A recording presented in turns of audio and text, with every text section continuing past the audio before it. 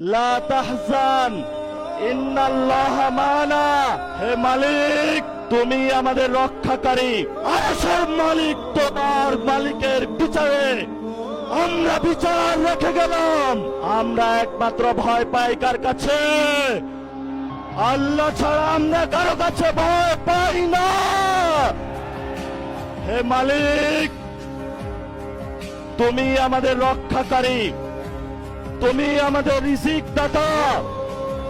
যারা এই বাংলাদেশে জনগণ 17 বছর অপেক্ষা করেছিল, আমাদের অধিকার ছিনিয়ে নিয়েছে, ডাকাতির মাধ্যমে ভাইদেরকে হত্যা করেছে। আরশের মালিক তোমার মালিকের বিচারে আমরা বিচার রেখে গেলাম। তুমি তাদের দৃষ্টান্তমূলক শাস্তি বাংলার মাটিতে জনগণের সামনে করবে। আমরা আজকে তোমার মসজিদের সামনে বিচার রেখে গেলাম। বাংলাদেশের মানুষ হতাশ হবেন না।